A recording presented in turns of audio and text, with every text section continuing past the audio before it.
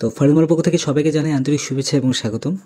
তো এই সপ্তাহে গোল্ড মার্কেট কী হবে, কোথায় আমরা এন্ট্রি নেব এবং কোথায় আমাদের এসএল বসালে লসের পরিমাণটা কম হবে, সেই বিষয়গুলো নিয়ে আজকে আলোচনা করব। তো এখানে দেখুন, সর্বপ্রথম আমরা দেখব যে এই উইকলি যেই ক্যালেন্ডার আছে, এই ক্যালেন্ডারটা আমরা দেখে নেব। এই উইকলি ক্যালেন্ডারের মধ্যে সর্বোচ্চ হাই ইম্প্যাক্ট নিউজ আছে। এখানে একটা দেখতে পাচ্ছি, এখানে সিবি কনজিউমার কনফিডেন্স এই একটা, এবং এখানে আনএমপ্লয়মেন্ট ক্লাইম এটা একটা, মানে জিডিপি এবং আনএমপ্লয়মেন্ট ক্লাইম। এরপর আছে এখানে ইউরোর আছে, এখানে আছে আরেকটা কোর প্রাইস ইন্ডেক্স। তো মোটামুটি যে কটা আছে এইটার উপর ভিত্তি করে এই সপ্তাহে মার্কেট মুভমেন্ট করবে। তবে আমি একটা জিনিস বলি, সেটি হচ্ছে আমি বেশ কিছুদিন আগে বা বেশ কয়েক মাস আগে আপনাদের সাথে আমি আলোচনা করেছিলাম যে গোল্ড মার্কেট 3000-এ হিট করবে। মার্কেট কিন্তু 3000-এ হিট করে নাই, তবে 3000-এর কাছাকাছি মার্কেট চলে আসছে। এখানে আপনারা দেখতে পাচ্ছেন, এখানে 1954 পর্যন্ত মার্কেট আসছে, তবে 3000-এ মার্কেট হিট করবে এটা শিওর। 3000-এ হিট করার পর মার্কেট মানে ডাউন হবে, মোটামুটি ভালো একটা অ্যামাউন্ট ডাউন হতে পারে। তো এই সপ্তাহে আমরা মেইন যেই টার্গেট করব সেটি হচ্ছে আমরা দেখি যে গোল্ড মার্কেট অ্যাকচুয়ালি কী হতে পারে।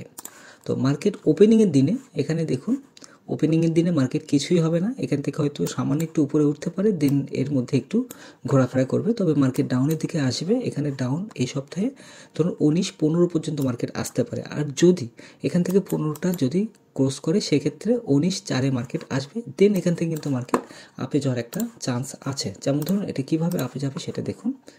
এখান থেকে আমি যদি লাইনটা টানি, সেক্ষেত্রে সুন্দরভাবে কিন্তু আপনারা বুঝতে পারবেন যে এটা কিভাবে মার্কেট আপে যেতে পারে। এটা 1 আওয়ার অনুযায়ী এখানে যাচ্ছে। আর এই যে এখানে দেখুন, এখানে এখন খেয়াল করে দেখুন, কয়েকটা ক্যান্ডেল কিন্তু এখানে অলরেডি এই একটা ক্যান্ডেল অলরেডি এই লাইনের টাচ করে মার্কেট উপরে গিয়েছে। এখন এটাকে যদি ভাঙে, সেক্ষেত্রে মার্কেট এটাকেও ভেঙে মার্কেট নিচের দিকে চলে আসবে, এবং আরেকটু হয়তো নিচে আসলে এই 29-4 পর্যন্ত এসে এখান থেকে মার্কেট ব্যাক করবে এবং 3000-এ হিট করার চান্সটা আছে। তবে এই সপ্তাহের মধ্যে আশা করা যায় যে এই উপরের যেই রেজিস্ট্যান্সটা আছে, এই রেজিস্ট্যান্সটা ভাঙার চান্সটা সবচেয়ে বেশি আছে। আচ্ছা, এখন আমরা কোন পজিশনে আমরা এন্ট্রি নেব? আমাদের এখন মার্কেটের যেই পজিশনটা আছে, এই পজিশনে কোনো প্রকার এন্ট্রি নেওয়া যাবে না। যদি এন্ট্রি নেন, ট্রেড ওপেন করেন, তাহলে অবশ্যই বাই এন্ট্রি নিতে হবে। বাই এন্ট্রি নিলে মার্কেট ছোটো লটে আপনি বাই এন্ট্রি নিতে পারে। তো এখান থেকে অপেক্ষা করতে হবে মার্কেট কখন আমাদের ডাউনের দিকে আসবে। যখন ডাউনের দিকে আসবে তখন আমরা বাই একটা এন্ট্রি নেব। তো এখন আমি আপনাদেরকে বলি যে কোন পজিশনে আমরা এসএলগুলো বসাবো। আচ্ছা, আমাদের এসএলগুলো বসবে এখানে, ধরুন আমরা শুধুমাত্র বাই এন্ট্রির ক্ষেত্রে আমাদের এসএলটা বসবে কোথায় সেটি আমি বলবো। বাই এন্ট্রি ধরুন বাই যেখানেই নেন, আমাদের এসএলটা বসাতে হবে।